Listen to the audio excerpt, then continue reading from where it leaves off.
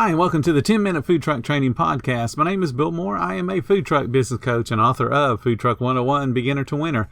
This podcast is all about helping you start and grow your food truck business. Today I want to talk about sitting on the job. Ray Kroc used to say, if you got time to lean, you got time to clean. This was the mantra at McDonald's for decades, and it's really just a simple phrase that points out there's always something to be doing towards making the restaurant cleaner and more efficient. And I do mean always. If you're in an operational restaurant, there is never 100% spotless and clean. Even at closing, there's always something that could be done. And if you're thinking that I'm crazy, do you get up inside and clean the stacks every single day? No, you don't. So there's always something that could be done. So let's take that mantra and place it into context of being a food truck owner. So whenever you have no guests to serve, your very first reaction and the way you should train your staff for their very first reaction is to help, stock, clean, and market. And that should sound familiar to you because I talk about this frequently. Help means to help each other, to finish any guest service related activities.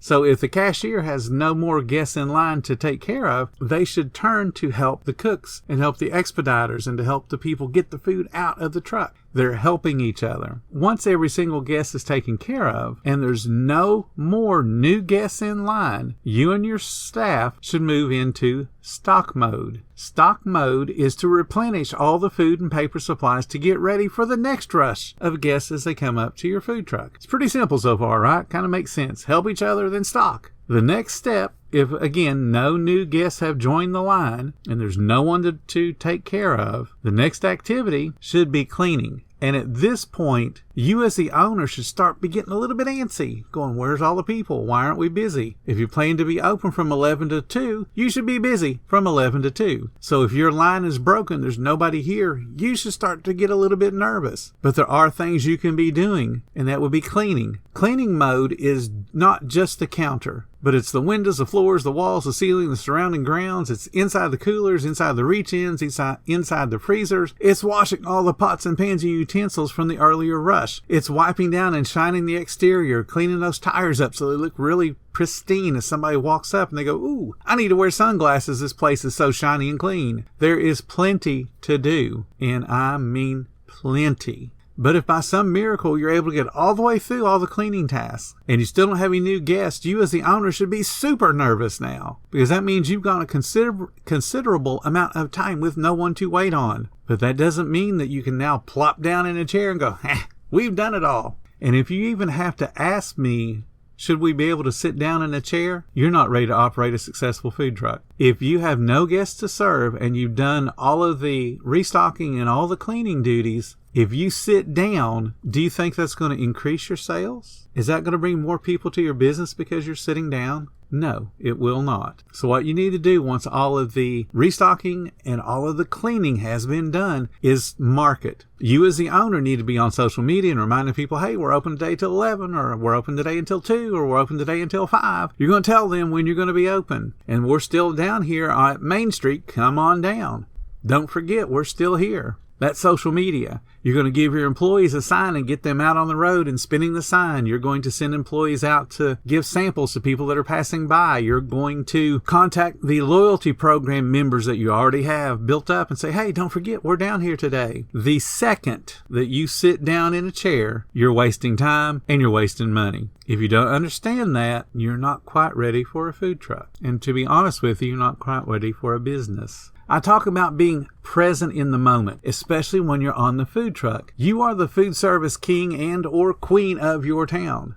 Being present means being the best that you can be in that moment, and you're only focused on being in that moment, doing food-related tasks, service-related tasks, cleaning-related tasks, and community building related tasks. That's being present on your food truck. Sitting down implies a rest period, and people hate interrupting folks when they're resting. It leaves a bad impression when a hungry guest walks up and sees you plop down outside the back door, or worse, you're sitting down on the truck somewhere, whether it be on the counter and you have to jump down off the counter where your butt's been, or you have to stand up out of a chair and go, "Oh, can I take the order, please?" Guest service is focused on the guest. It's not focused on your aches and pains. You can't undo that impression when somebody has to interrupt your rest period. I'm 6'3". I understand poor designs of many food trucks and many trailer windows, and I understand how hard it is to stoop and bend and take an order or stoop and bend to pass an order out. I worked in drive-through windows that were ridiculously low to the ground and worked them for hours upon hours and would go home every night with an aching back. Same thing in a food truck.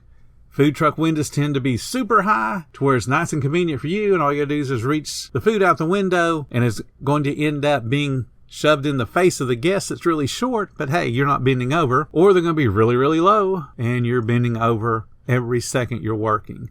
I understand that. I've been there, done that. So if you bring a chair to your food truck, that chair is whispering temptation to you. Please sit down. Those bills can wait. It's no big deal. No one will care. Your feet will thank you.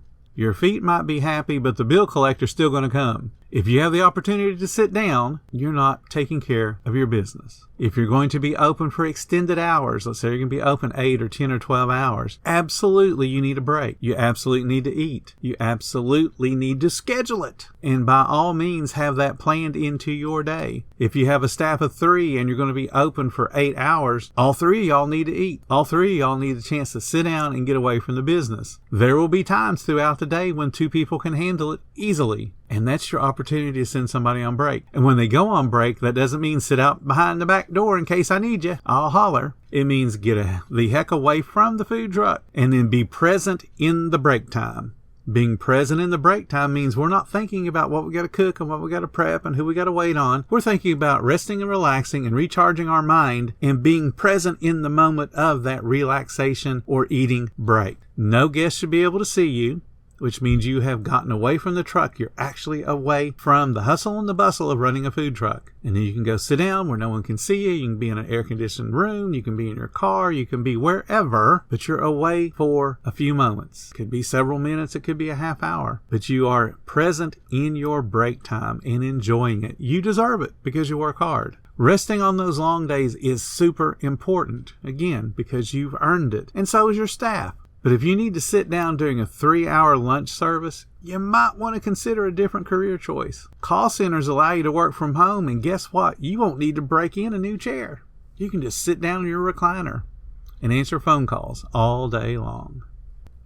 Thank you so much for listening to the 10-Minute Food Truck Training Podcast. Make sure to rate us everywhere that you listen to podcasts, including Spotify. They just started doing a rating system. If you're finding all the information useful to your food truck business, please consider becoming a monthly supporter of the podcast. Just hit the support button and follow the link in the description. Every little bit does help keep me going. If you guys need a coach to help you reach your food truck business's full potential, check out my affordable services. The links to my website are in the description. If you guys like being around like-minded positive people, join our Facebook group. It's called Food Truck Training. We've got a whole bunch of awesome members from all different levels, from dreamers to beginners to decades-old veterans. They've all got your back when it comes to helping you achieve your goals with your food truck. And again, thank you so much for listening. Come back tomorrow. You know I'll have plenty to say when it comes to helping you and your food truck business.